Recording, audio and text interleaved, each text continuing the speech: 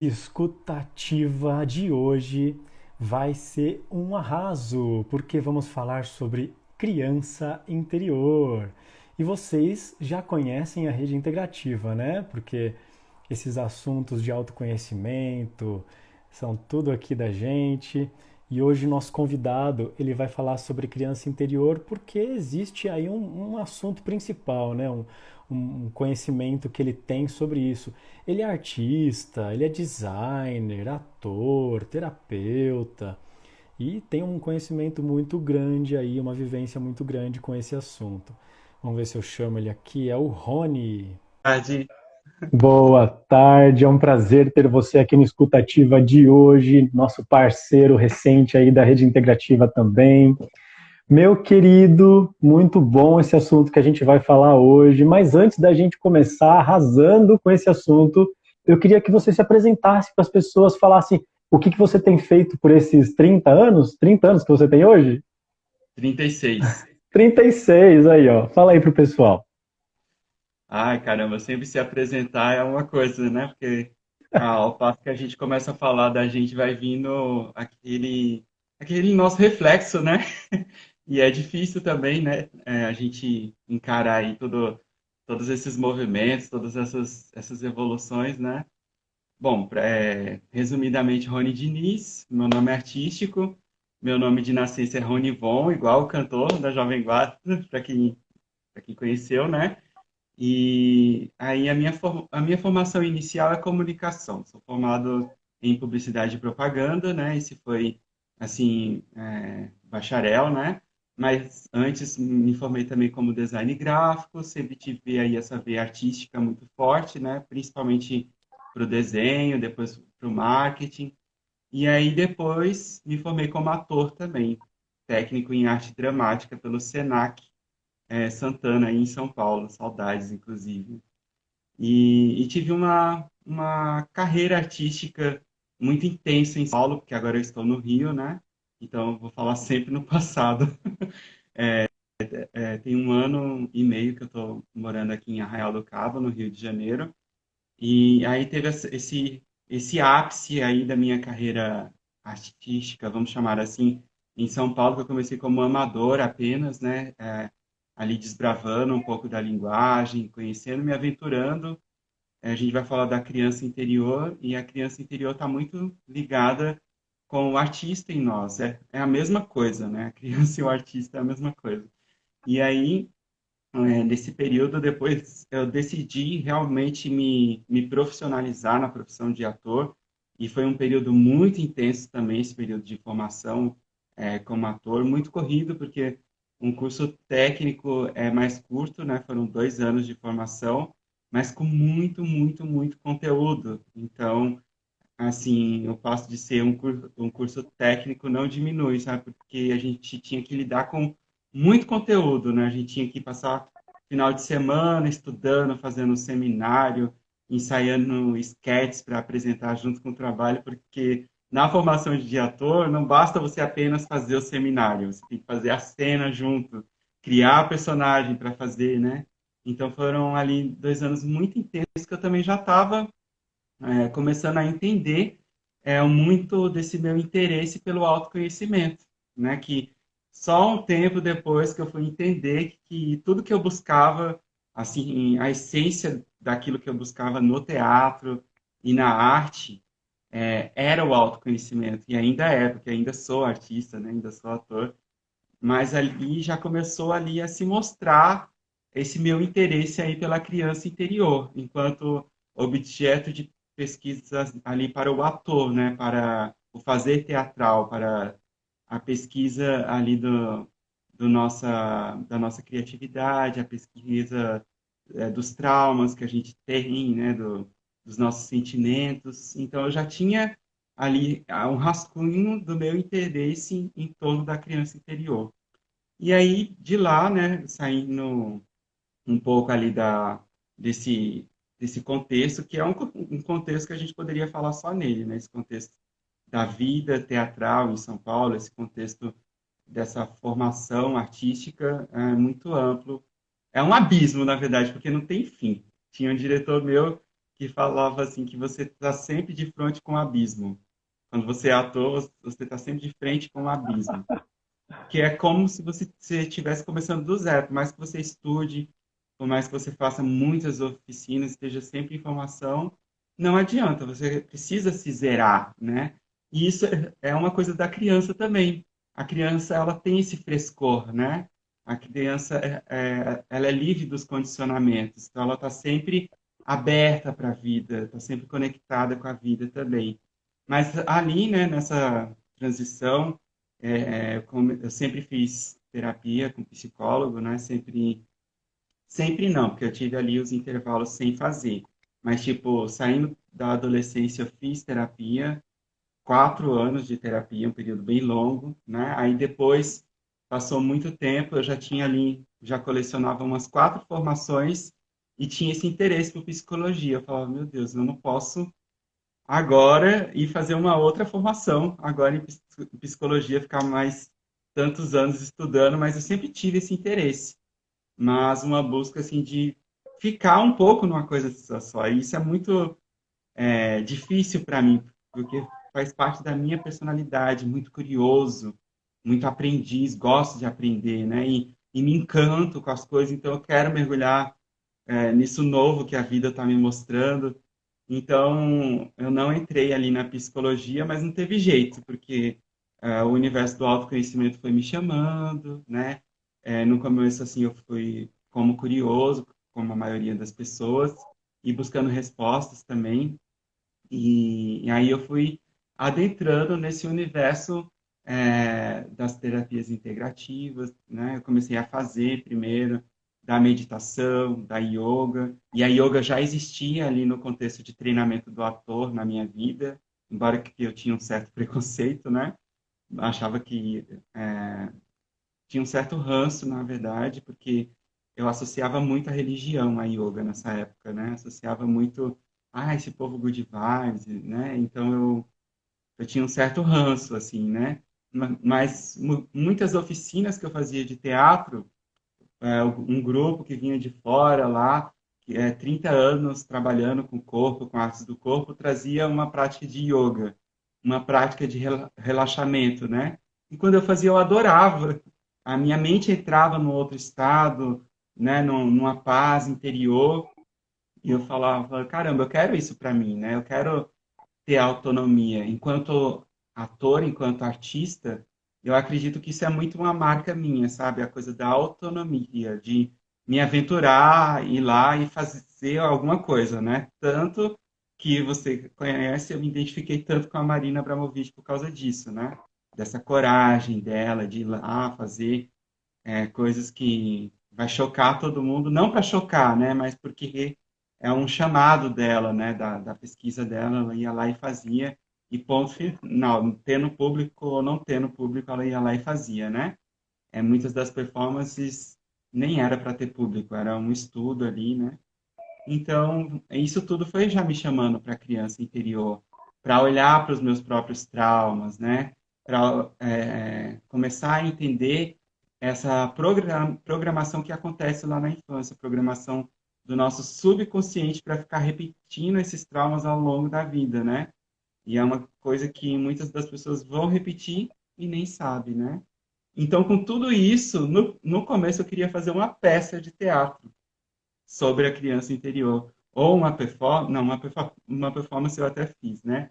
Eu queria fazer uma pesquisa mais profunda, para levar para muitas pessoas, para chamar as pessoas para olharem para esse tema, né? E eu tive um colega, assim, do meu último grupo de teatro, que a gente tinha uma certa afinidade em vários temas, né? Na pesquisa corporal, na dança, e a gente chegou até a falar em fazer esse trabalho voltado para a criança, né? Ele tinha um poema, assim, muito comovente sobre a criança interna, e eu também tinha um, e um certo dia a gente conversando sobre poesia, ele me mostrou o poema dele, eu mostrei o meu poema, e a gente, uau, isso dá um trabalho, isso dá uma peça. Só que em momentos de vida muito distantes, né? Ele bem mais jovem que eu, estudando, fazendo várias coisas, e eu já mais velho, já querendo resultado, né? Já querendo fazer e acontecer assim, até com uma certa ansiedade. Então, não bateu da gente criar esse trabalho sobre a criança interior. Mas está aí, né? Lançado para o universo. Eu acho que desde esse momento em que você se descobriu artista, você já estava dando um olhar para essa criança, né, Rony? Você disse lá num passado, e a maioria das coisas vão acontecer nesse passado. Você pode dizer que, pelo seu estudo, pela sua trajetória, pelo que você já atendeu de pessoas, todos os problemas estão nessa fase? Todos os traumas estão aí nessa fase? Olha, Ricardo, eu tomo um certo cuidado assim com generalização, né? Então, acho que é muito dogmático a gente falar que tudo está lá, né? Mas, assim, muita coisa, sabe? Muita, muita, muita, muita, porque, querendo ou não, a gente chega aqui como um HD limpo, né? Assim, entre aspas. E lá, principalmente nesses primeiros 7 anos de vida, assim, eu tento não entrar muito na abordagem psicológica porque eu não sou psicólogo, né? E eu também não tenho esse fundamento teórico assim, então, do método, né? Mas o conhecimento está muito disponível para todo mundo, né? Então, não precisa acreditar em mim, vai lá pesquisar, né? Vai buscar uns livros, ver uns vídeos no YouTube, vídeos, documentários, tem muita coisa disponível hoje, né? Mais do que nunca antes, a gente precisa ter um filtro, precisa tomar um cuidado com o que a gente está lendo, mas está tudo aí disponível, né? Então, a gente chega com esse HD limpo e a gente é inserido lá nessa família, né? Com pais, ou às vezes outros formatos de família, às vezes é avó, né? Às vezes é criado só pelo pai, às vezes é criado só pela mãe, às vezes pelos dois. E esses pais, eles são seres humanos também com luz e com sombra, né? Que não tiveram muitas vezes aquele acesso que a gente tem hoje a esse conhecimento. Então, eles têm ali a própria programação deles, a própria programação subconsciente deles, né? E eles vão projetar em cima da criança, querendo ou não, não tem como não projetar, né? A gente projeta também em outras crianças, né? Eu, quando eu vejo uma criança hoje, eu estou consciente, eu me examino e eu começo a me perguntar o quanto da minha criança eu estou projetando nessa criança, né? E o quanto realmente eu estou vendo ela de verdade. Isso é uma excelente pergunta, né? Então, quando a gente começa a fazer esse estudo, a sair desse lugar que é tão objetivo aqui, que a gente está tão acostumado, né? Que é o consciente, e a gente começa a se aventurar nesse outro lugar, o lugar do subconsciente. Eu trago sempre essa metáfora do iceberg, né? Que tem a ponta do iceberg e tem a parte de baixo, né? A ponta do iceberg é aquilo que a gente consegue ver, os nossos comportamentos, os nossos padrões repetitivos, as nossas emoções, o nosso jeito de se relacionar com as pessoas e com a gente mesmo, porque esse relacionamento com a gente mesmo é um relacionamento, né? Muita gente não enxerga, está oculto, né? Esse relacionamento, mas ele está existindo, ele está aqui, esse relacionamento que você tem com você mesmo. Então, tá ali embaixo, na parte de baixo do iceberg. E quando começou a ser programado? Lá nesses primeiros 7 anos de vida, né? Com tudo que a criança via, com os modelos masculinos à sua volta, com os modelos femininos, com essa troca entre os dois, né? Entre o Yin e entre o Yang, com o jeito que essa criança foi aprendendo a buscar a validação desses adultos, né? Então, tudo isso foi estruturando ali coisas que a gente, se não fizer uma terapia, se não for buscar autoconhecimento, a gente vai ficar repetindo, né? Então, assim, eu pelo menos não conheço nenhuma estatística assim, sabe?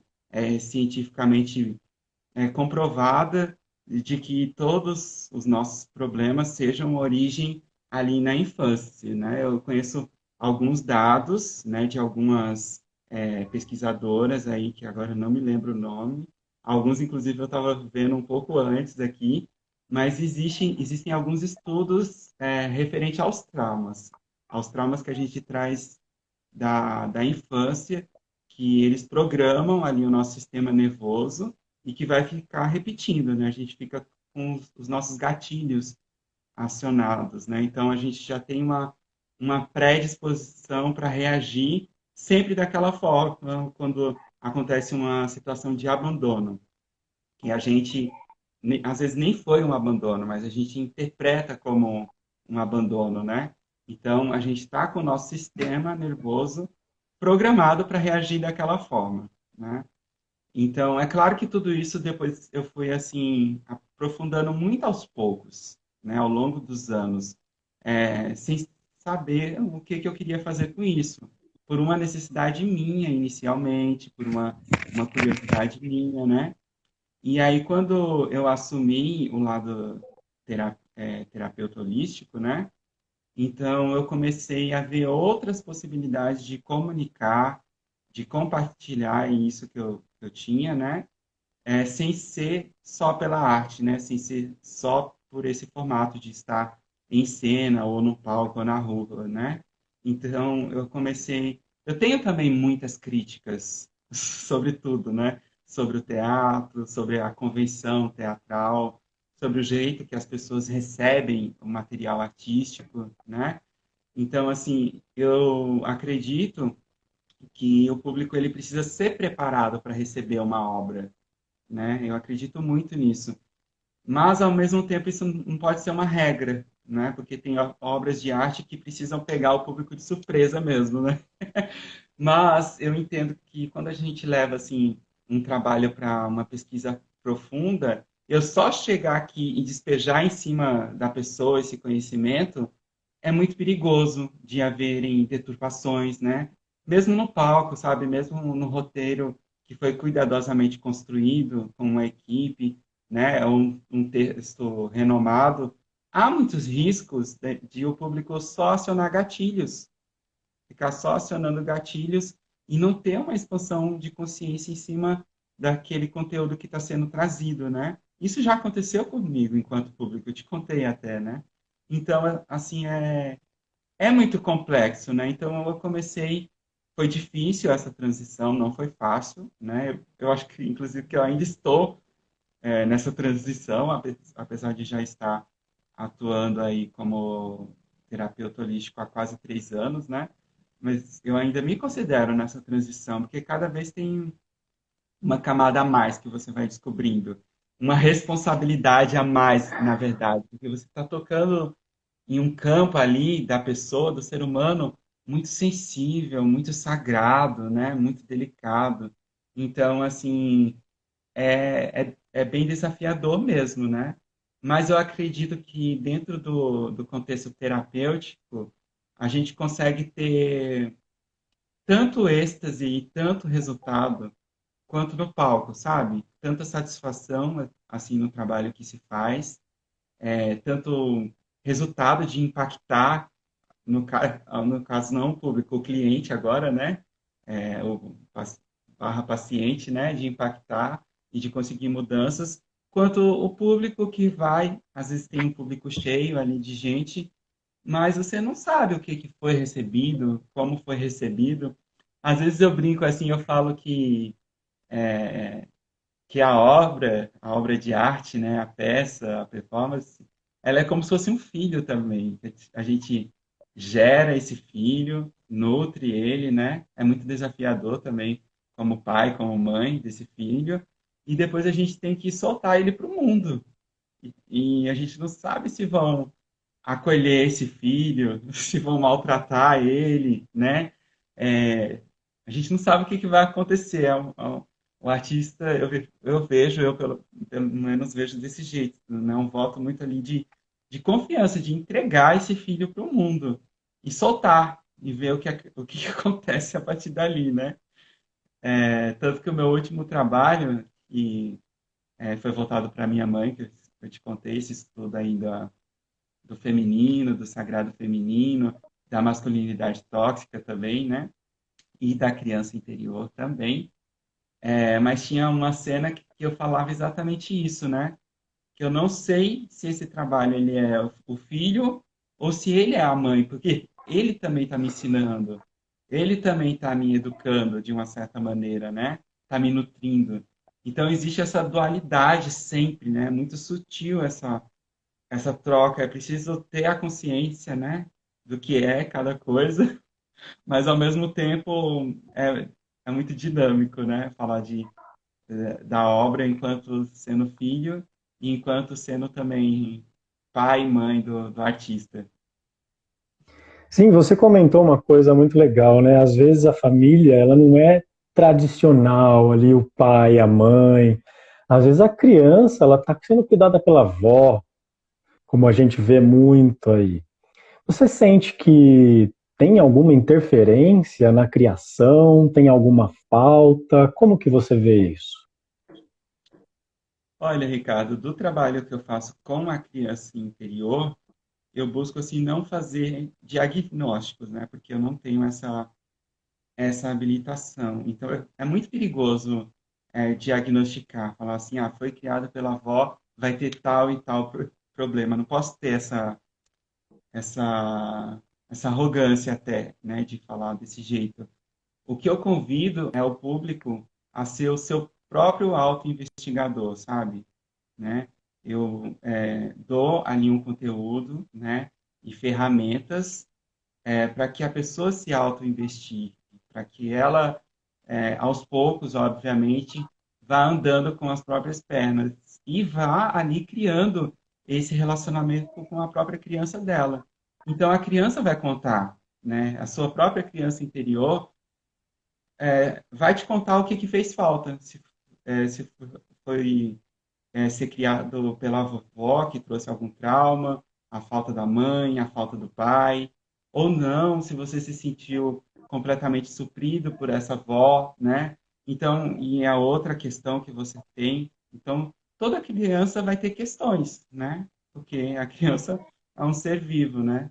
Tanto que eu brinco assim, que muitas pessoas falam que muitas pessoas ficam horrorizadas quando vê uma criança em situação de maus tratos, né? E é muito humano a gente ficar horrorizado quando a gente vê uma criança sofrendo a questão de abandono ou uma criança assim com pais muito tóxicos, né? Que trata a criança como se ela fosse um adulto, né? Ah, você tem que ser responsável pelas suas coisas, fala de um jeito assim com a criança, né? Abusivo, a gente fica horrorizado. O que a gente não sabe é que todos nós temos uma criança dentro de nós que está abandonada por nós mesmos. E que muitas vezes nós estamos falando com essa criança exatamente desse mesmo jeito que a gente fica horrorizado de ver um pai, o adulto, o vizinho, o tio falando com a criança. Só que no nosso caso, aqui é um relacionamento interno. Está inconsciente para a gente, né? Mas não é porque é inconsciente que não esteja acontecendo. Está acontecendo e está tendo resultados ali diretos na nossa vida, no nosso trabalho, nos nossos relacionamentos afetivos, no jeito da gente viver, né? Então, eu deixo esse trabalho para a própria pessoa fazer, né? E se por um acaso a pessoa faz a vivência comigo ou faz a sessão de Theta Healing, né? E depois de um tempo ela ainda tem dificuldade de identificar isso, de se auto-investigar, o que que isso significa? Que ela precisa buscar mais informações, né? Que ela precisa intensificar ali o tratamento dela. Então, essa minha maneira de trabalhar, ela é muito pé no chão, né? De não assumir um lugar de solucionador do problema das pessoas. Quem sou eu, né? Para te dar todas as soluções que a sua criança traz. Impossível, nem se eu quisesse, né? Por quê? Porque depende da pessoa, né? Tem até uma metáfora que eu gosto muito. Tem o quadro, aquele quadro do Michelangelo, né? Deus e Adão com o dedo assim, né? E aí Deus está com o dedo esticado e o Adão está com a falange do dedo assim, né? O que que significa isso? Significa que é o livre-arbítrio, né? Então, o Adão, para ele receber o divino, ele precisa ter vontade de esticar o dedo para tocar. O divino não vai obrigar ele a nada, né? Então, não pode ser uma cura a fórceps, né? Então, é a pessoa que precisa amadurecer e reconhecer como que está a sua criança em cada fase da sua vida, porque ela não vai morrer nunca, né? Você pode ter 85 anos, 90 anos, a sua criança interior está lá, né? Com luz e com sombra, as duas coisas. Está vivo, então tem luz e tem sombra. Lide com isso, né? E ao lidar com isso que amadurece a nossa outra polaridade, que é a polaridade adulta. Então, lidar com essa criança é uma grande oportunidade de amadurecimento para a gente, né? Eu não posso tirar isso do meu cliente, do meu paciente. Nem teria como, na verdade, né? Então, tem esse trabalho de aterrar em quem me busca, né? Para seja uma imersão online, seja a sessão individual pelo Teta Healing, é aterrar a pessoa para ela entender que ela é o pai dela mesma e não eu, sendo terapeuta ou sendo mentor, ela quem é o pai dela mesma, né? Hum, E vamos combinar. O pai nasce, tem até essa frase, né? Que o pai nasce quando o filho nasce, né? Ninguém já é pai antes do filho nascer. É quando o filho nasce que a pessoa vai assumindo ali aquele arquétipo de pai ou de mãe, né? Só que no caso da mãe, fala-se que a partir do momento que ela já sabe que está grávida, o arquétipo da mãe já está tomando, né? Agora o pai, geralmente, não dá para generalizar, mas é quando o filho nasce, aí o pai vê o filho e ele se torna pai. Alguns, né? Muitos também a gente tem esse caso, esse índice de evasão paterna muito alto no Brasil, né? Tem também o caso da masculinidade tóxica, que o pai não assume o papel de pai muitas vezes, né? Ou entende isso como só cuidar financeiramente, né? E casa, abrigo, e não assume o lado emocional, mental e tal. Então, é meio pai nesse caso, né? Mas ah, eu quero trazer essa reflexão. Enquanto você não sabe que você tem uma criança interna dentro de você que precisa de você muito, mais do que a sua esposa, mais do que o seu próprio filho. Por quê? Porque o seu relacionamento que você tem com a sua esposa, que você tem com o filho, que você tem com o marido, depende, inclusive, do relacionamento que você tem com a sua criança interna. Então, é uma ordem de prioridades, né? É de dentro para fora, né? Então, esse trabalho que eu faço, ele tem esse viés, né? Tem essa linha de funcionamento, da pessoa entender. Então, muitos chamam isso de autopaternar-se, que é se tornar pai de si mesmo. Ou que bonito. automaternar-se, né? Se tornar mãe de Uhum. si. E assim, eu, como sou órfão, isso é mais ao pé da letra ainda do que tudo, né? Então, tem uma coisa que vem muito da minha história também, que vem muito dos meus próprios traumas, que é entender que essa ferida da ausência dos meus pais sempre vai existir. Não tem como voltar no passado e ter uma outra história, mas tem como, a partir de hoje, eu criar uma nova história. Então, quando eu assumo que eu sou o pai de mim mesmo, que eu sou a mãe de mim mesmo, aí sim vem uma cura. E isso não é só racional, né? Não é só mental, não é só uma crença.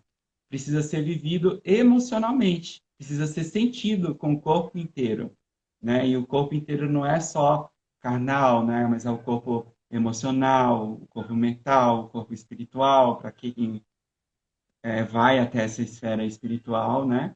Então é um conjunto de coisas e é um processo, com começo, meio e sem fim, a vida inteira. Muito, né?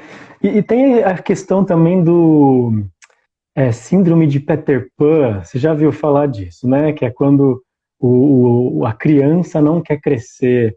Você acha que isso é uma coisa relevante lá? Tem alguma coisa a ver com trauma? Como que você vê essa questão? Com certeza está muito relacionado com tudo. Inclusive, quando eu encontrei assim a primeira vez essa nomenclatura e eu fui pesquisar, né? fez muito sentido, porque eu já entendia isso do ponto de vista do estudo que eu faço, né? Só que quando você dá nome para a coisa, fica mais fácil de entender, né? Fica mais, parece que você coloca um foco de luz ali em cima da questão, né? Então, assim, a síndrome de Peter Pan, para quem não conhece, né?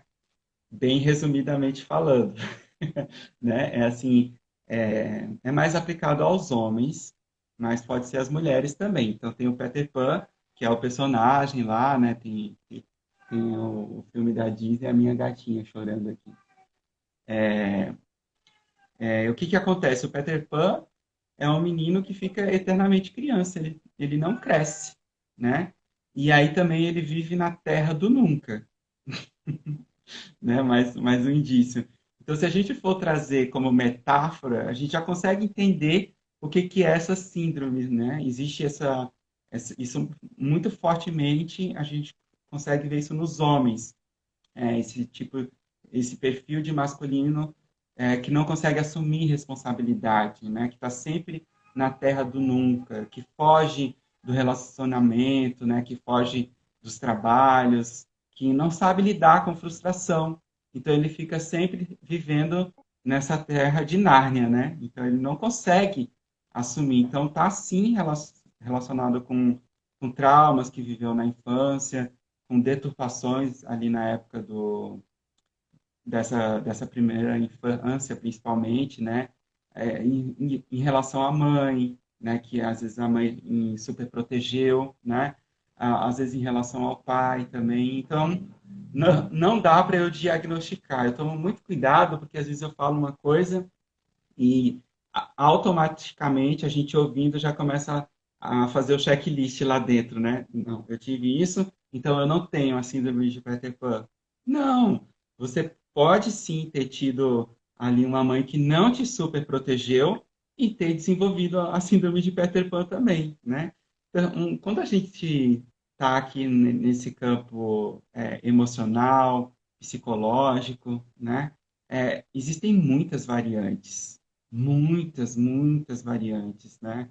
Então, às vezes a gente gosta de conteúdo, eu adoro esse conteúdo, e vem muitos posts lá no Instagram, aqui no Instagram pra gente, né?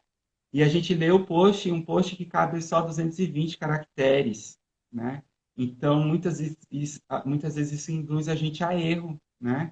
Porque não que o post esteja errado, não que o profissional não seja sério, mas porque a nossa mente tem essa tendência, sabe, de rotular as coisas, né? De um mais um são dois. Então a gente já cria e a gente começa já a analisar as pessoas à nossa volta. Olha que horrível. Já começa a analisar o parceiro, a parceira, né? Filho, desce daí, né? Você não é terapeuta para ficar analisando todo mundo. Mas a gente não percebe que está fazendo isso, que está analisando todo mundo, né? Então precisa ter esse cuidado. Por isso que eu sempre faço esse convite para trazer para você, quando eu estou lá fazendo essa mentoria da criança interior, né? É sempre esse convite, é você com a sua criança interna, é você com o seu lado adulto, que eu vou falar dele agora, ainda não falei, né? Eu falei sobre autopaternasse, sobre a gente perceber e reconhecer que existe uma criança interna dentro de nós. Então, se existe essa criança dentro de nós, cadê o pai e cadê a mãe? Agora que somos adultos, o pai e a mãe somos nós mesmos. E se a gente não está consciente, estamos sendo pai e mãe omissos, né? Pai e mãe que não está assumindo o seu papel.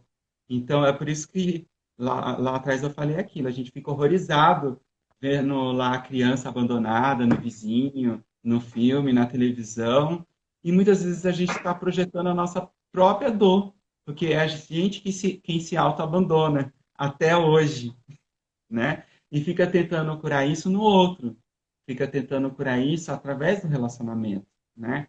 Então, junto com a síndrome do Peter Pan, existe também o complexo de Wendy. Então, na história lá do Peter Pan, existe a Wendy, que é a menina, que é criança também, mas é a mais velha das irmãs, né? E ela assume esse papel maternal ali em relação aos irmãos e em relação ao próprio Peter Pan. Então ela tem essa relação dúbia com Peter Pan. Ao mesmo tempo que é um parzinho romântico, né? Ela é meio que mãe do Peter Pan. E tem essa, essa situação na sociedade, né? Das mulheres que são ensinadas a assumir um lugar de mãe do parceiro e não um lugar de parceira, né? Fica sempre ali cuidando do marido, do namorado, como se ele fosse uma criança, né? Tratando ele como se ele fosse um bebê. Claro que isso está relacionado com patriarcado, com a nossa estrutura social, que aí vai para outras conversas, né? Mas psicologicamente, emocionalmente, tem essa pecinha que está patrocinando tudo isso, né? E que é um dos benefícios ali de você conseguir iluminar a sua criança interna, né? Você conseguir tirar, limpar essa projeção em relação ao outro. Parar de tentar cuidar daquele que já é um marmanjo e olhar para a sua criança, o que, que ela está precisando, acolher a sua criança. Então, embora também seja muito mais comum o complexo de Wendy estar ali com as mulheres, os homens podem ter também. Em, em casais homoafetivos também, né? Assim, eu nunca fui diagnosticado, né, por um psicólogo com síndrome de Peter Pan e complexo de Wendy, mas pelos sintomas e pelos estudos que eu faço, eu já vi em mim indícios das duas coisas. Tanto, né, ali no meu autodesenvolvimento, né, eu já tive as duas situações. Tanto de querer acolher compulsivamente, né, porque era uma coisa da minha criança que eu queria curar em mim, quanto o contrário, né, de ficar nesse Peter Pan, essa criança que não quer crescer, sabe, que quer sempre ficar ali na terra do nunca, né? Então, eu chamo isso de desromantizar a criança interna. Dói um pouco, né? Dói um pouco, porque você vai sair um pouco desse mundo de fantasia que está conservando até hoje, né? Então, mas precisa de um ambiente seguro para isso, né? Senão só puxa o seu tapete e você cai de uma situação triste para uma pior. Então, esse tipo de trabalho precisa de todo um contexto, né? Precisa de todo um respaldo, não pode ser feito de qualquer forma. Mas, como eu falei lá no começo da nossa conversa, eu já vi isso acontecer tantas vezes assim, sem respaldo nenhum, você assistindo um filme, você assistindo uma peça de teatro. Já aconteceu comigo, inclusive, né? O meu tapete ser arrancado. E aí, lide com isso depois, né? E aí, o que que acontece? Aí você vai ter que buscar uma terapia, ter que buscar ler um livro, expandir a sua consciência, aumentar o seu conhecimento para lidar com isso, né? Então, eu não sou assim, eu não romantizo o sofrimento, né? Não precisa ser assim, mas para muitas pessoas vai ser. Que pena, né? A gente só pode estar aqui para segurar quando a pessoa cair, né? A rede integrativa, inclusive, é isso, né, pessoal? Vocês que já acompanham aí o nosso conteúdo sabem que sempre a gente traz um conteúdo de autoconhecimento, de autocuidado.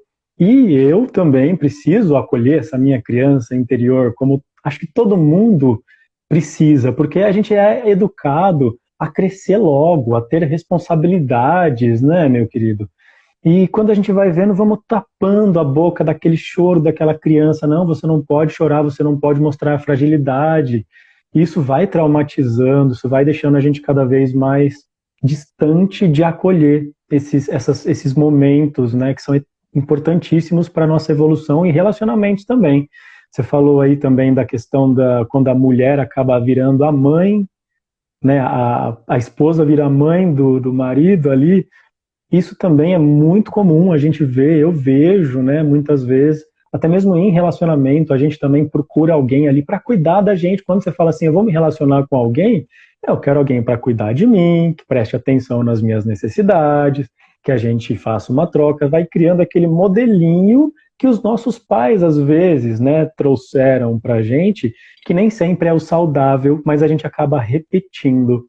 E uma das coisas que eu queria te perguntar também é sobre a bater. Né? Você acha que é necessário a agressão, bater numa criança para que ela aprenda? Porque recentemente aconteceu aí essa questão do Will Smith, que deu um tapa lá no carinha, e gerou toda essa discussão de que, então tá, então é assim que a gente mostra como é que funciona as coisas? É assim, Rony, que a gente ensina alguém? É bem complicado, né, entrar nesse esse assunto assim polêmico, porque traz muitos embates de pontos de vista, né? Tanto da questão dele enquanto homem, né, da masculinidade tóxica, né? A questão da mulher também, de ela sempre ter que ter um homem para defender ela, né? Então, não é mais assim hoje em dia, né? Hoje em dia, a própria mulher já pode, ela está encontrando esse lugar de se posicionar, de ela mesma se defender. Então, muitas vezes, quando o homem vai com essa desculpa, né, de proteger a esposa dele, assumir uma situação de violência, ele está reafirmando esses mesmos velhos ideais patriarcais, machistas, né, é, como o protetor, né, da mulher, nesse sentido, né. E a gente que estuda o autoconhecimento há um tempo, né, a gente sabe que é bem diferente firmeza de violência, né? Existe uma diferença gritante entre você ser firme e você ser violento, né? Na verdade, a gente recorre à violência quando a gente não está tendo mais nenhum domínio sobre nós, né? Então, é mais um desvio nosso, né? Um buraco ali em nós que a gente precisa olhar do que um posicionamento verdadeiro, né? Uma reatividade, né? Quem estuda yoga, quem está aí no caminho da meditação, sabe a diferença entre ser reativo e agir, né? Você agir com consciência e você só reagir sem pensar, né? Seja com qual desculpa for. E quando a gente traz esse assunto desse contexto para o campo das crianças, também, né? Então, ali, a criança está sendo, para quem lida com crianças, seja pai, né, mãe de criança, ou quem ensina, quem é professor, ou quem é tio, eu sou tio, né? Não sou pai, né? E quem lida com criança e começa a trazer essa consciência e a perceber que a gente está projetando nessa criança os nossos conteúdos, as nossas coisas, né?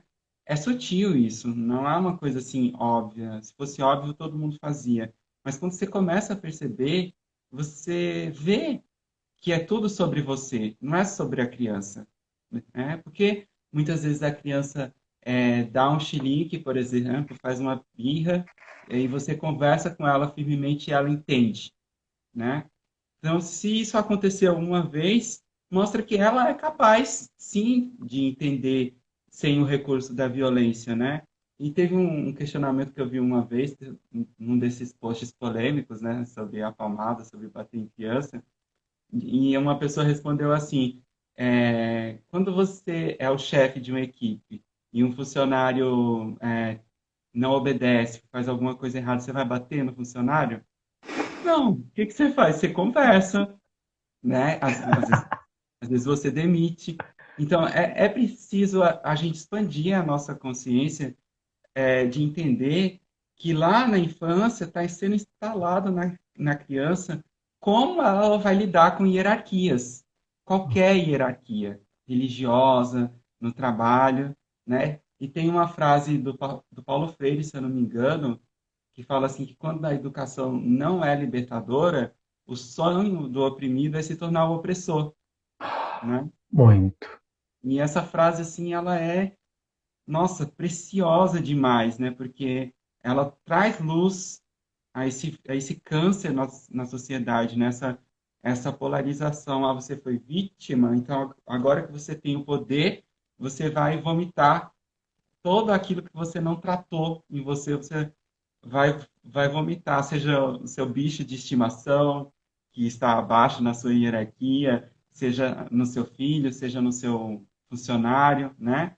Então, para você ver como é um papo sério a criança interna, né? Por quê? Porque é uma coisa que está na matriz da nossa personalidade. Tudo que vem depois vai se acoplando ali em cima daquilo que já está lá, né? Vai se construindo em cima. Então, se a gente não limpa lá, não adianta você fazer coach de relacionamento, 300 formações como terapeuta, como ator, se você não tem o fator humano. É esse o principal. Então, você sempre vai ter dificuldade de relacionamento, dificuldade com hierarquia, tanto sendo você o chefe, quanto sendo você o subordinado, né? E a gente varia. Não tem uma pessoa que esteja eternamente numa condição só. Hoje você está subordinado, amanhã você é um líder, depois subordinado de novo, depois líder, vai trocando, né? E o saudável é a gente se saber lidar com as duas coisas.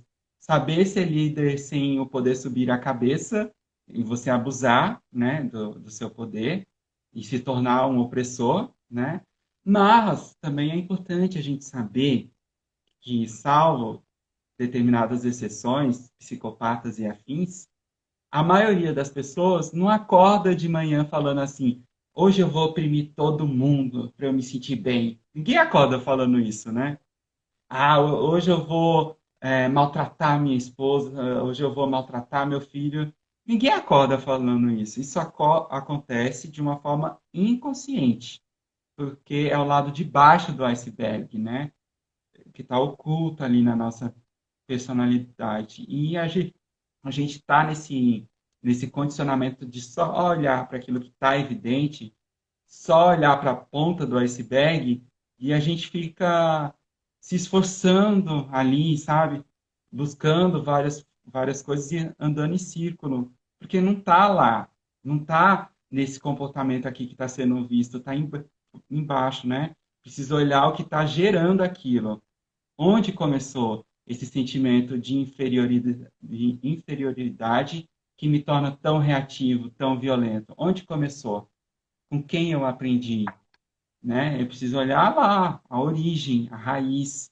Se eu não cortar o mal pela raiz, ele continua se repetindo. E é isso que o Theta Healing, dentre muitas outras terapias, né, muitos outros mecanismos, faz, que é buscar onde está a raiz, né, desse, desse fator gerador desse padrão que se repete. Ou essa compulsão, essa carência, né? Esse vazio interior. Então, às vezes, esse vazio, essa carência extrema, me torna muito apegado, sabe? Muito apegado, muito apegado. Mal conheci a pessoa, já estou contando toda a minha vida, né? Já estou fazendo plano com a pessoa, né? É, Aí aquela pessoa que eu falei, né, que está condicionada, está lá com a listinha, opa, eu não tenho isso, então estou livre disso. Só que às vezes o mesmo fator gera o oposto, né? A mesma carência excessiva gera uma pessoa que não se envolve, que ficou blindada, que vestiu uma armadura, justamente porque tem medo do abandono. Então ela não se deixa envolver nunca no relacionamento. Pelo contrário, né? Ela está sempre fugindo, ou ela se tornou muito controladora, quer controlar tudo, aos mínimos detalhes, né? E no fundo vem dessa carência. Então você vê, uma só coisa pode gerar comportamentos opostos, né? Então, por isso que não dá para ficar traçando diagnóstico e por isso que a gente deve tomar muito cuidado com esses posts, né, do Instagram, né? Ah, se você tem isso, nananana, é um texto de 220 caracteres. Não dá para falar tudo. Eu não consigo. E às vezes não é que a pessoa seja um mau terapeuta ou que não saiba, é porque não cabe. E a gente que consome precisa ter essa consciência, né? Se eu for falar, por exemplo, de tutorial para celular, aí dá, né? Aí cabe. Se eu for falar de sustentabilidade, aí cabe. Agora falar de sistema emocional, né? Falar de subconsciente, falar da criança interior, cara, não cabe num post de 220 caracteres. Não dá para se basear por lá, né? Então, eu gosto muito de uma frase do Pitágoras que fala assim que purifica o teu coração antes de receber o amor, porque até o mel mais doce azeda no recipiente sujo. Uau! É claro que essa frase aí está falando do amor especificamente, mas eu gosto de usar a linha de raciocínio, né? Serve para tudo, né? Se a gente não limpar o nosso recipiente antes, a gente vai pegar um conhecimento que é muito bom, o conhecimento do Buda, o conhecimento de Cristo, e ele vai azedar, né? A gente vai usar isso contra nós mesmos, né? Eu vou usar esse checklist da criança interior, em vez de usar para me ajudar, para me curar, eu vou usar para me culpar. Ai, caramba, ainda não atingi isso. Mais uma coisa, não presto, né? Não sei fazer nada. Não é para isso que foi feito o post lá sobre a criança interior. Mas eu estou usando para me culpar, ou para culpar os meus pais, tá vendo? Tudo culpa do meu pai, né? Tudo culpa da minha Ah, mãe. não, não, mas aqui com a gente não vai deixar ninguém se culpar, não, porque o Rony tem um trabalho que ele está oferecendo aqui em parceria com a rede que vai provocar a sua criança interior. Então, Rony, eu queria que você explicasse como que vai ser essa sua proposta e como que as pessoas fazem para participar. Atualmente, Ricardo, eu estou trabalhando de forma individual, apenas por enquanto. Eu tenho plano de fazer outros trabalhos assim para mais gente ao mesmo tempo, né? Mas por enquanto é individual, que é através do Theta Healing, né? Então, assim, o que acontece? O Theta Healing, ele é uma ferramenta muito ampla, que dá para você trabalhar muitas coisas com ela, né? Porém, eu desenvolvi uma expertise ali em referente à criança interior. Por quê? Porque é um tema que eu pesquisei muito, que eu aprendi muito, que é uma cura que eu faço comigo mesmo também. Então, eu tenho, assim, uma facilidade. E quem chega até mim, quem se sente atraído até mim, geralmente já está buscando essa cura da criança interior. E nem sabe. Então, por quê? Porque é aquela coisa do arquétipo também, né, que atrai. Então, assim, eu já tenho essa facilidade de puxar a tua criança interior, dela vir à tona, dela se sentir segura, para começar a mostrar as coisas que precisam ser curadas, né? Mas é aquela coisa que eu falei no começo da live. Para o pai nascer, precisa nascer o filho, né, primeiro.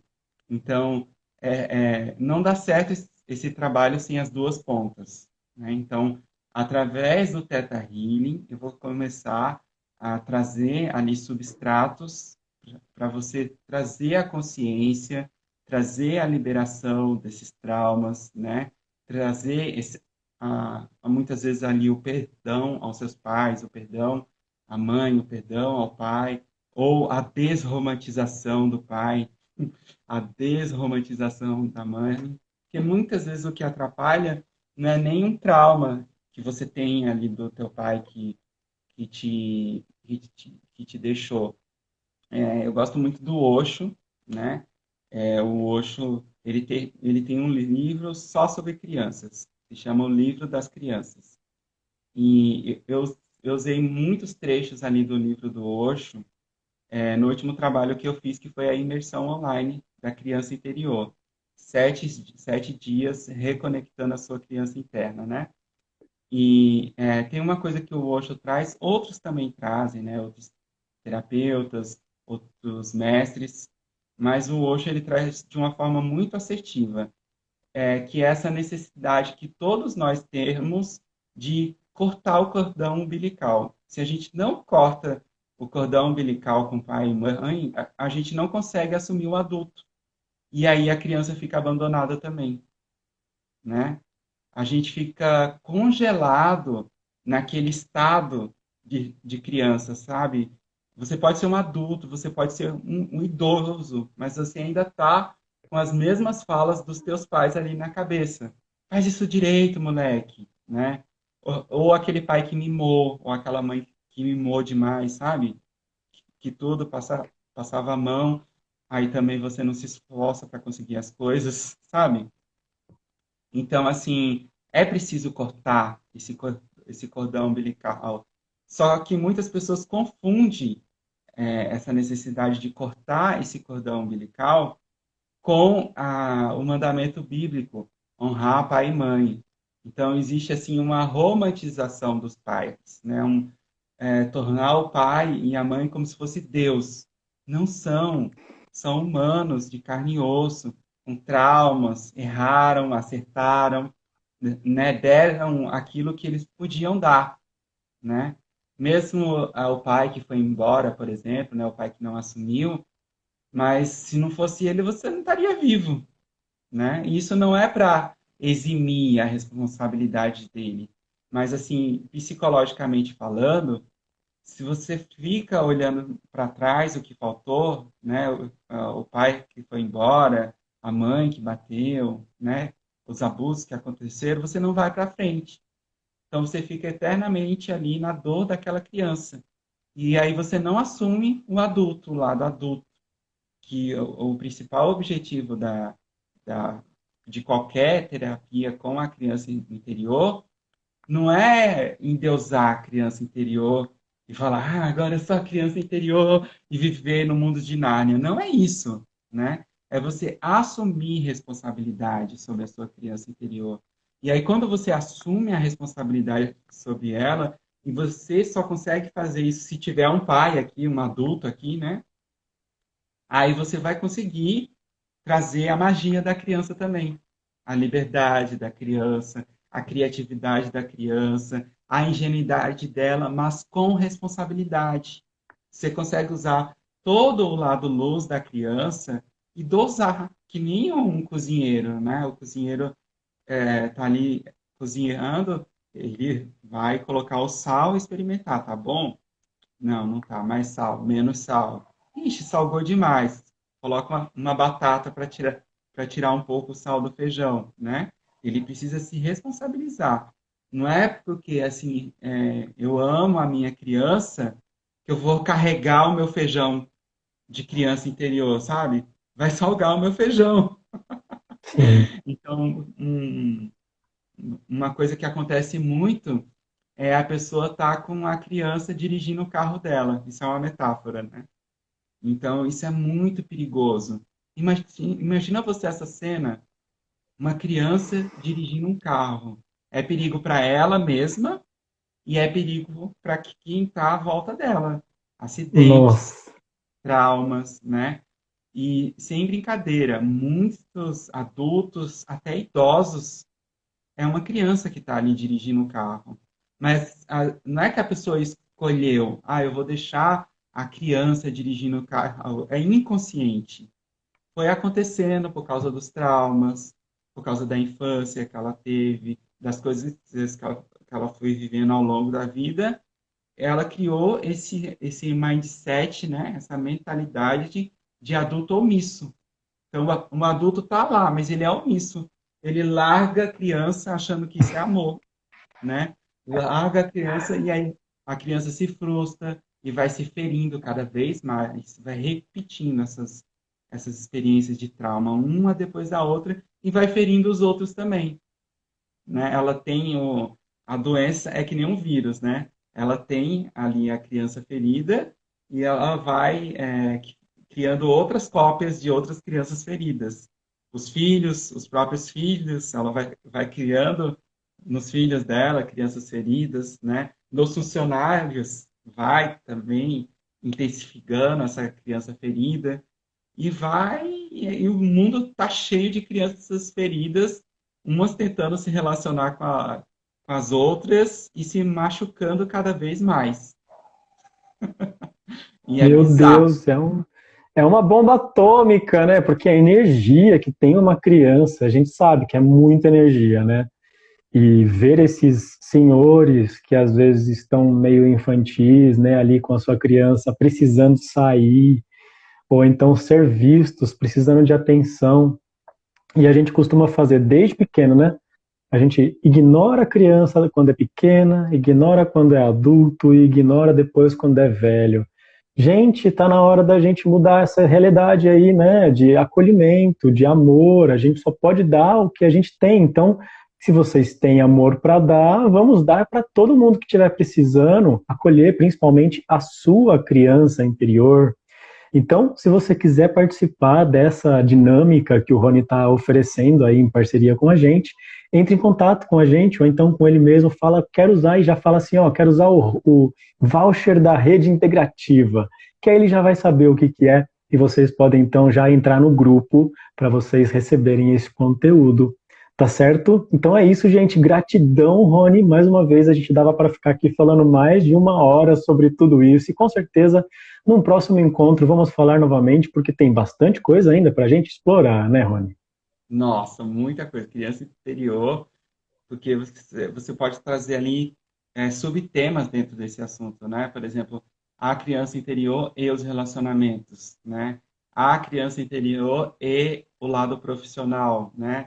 A criança interior e a autoestima. Então, Muito. Nossa. muito vasto o tema. Muita coisa. Por isso que às vezes a gente acha que as coisas começam lá na criança que não foi acolhida, porque é tão abrangente, é tão importante essa pecinha que muitas vezes a gente abafa e não quer que ninguém mais fale, mas não. O Rony vai provocar a sua criança interior. É só você se permitir, se você se sentir nesse momento, manda uma mensagem pra gente, tá certo? Rony, gratidão pela participação aqui no podcast Escutativa. É sempre muito prazeroso conversar com você, Gratidão a você, querido. porque foi Ah, ótimo. maravilha.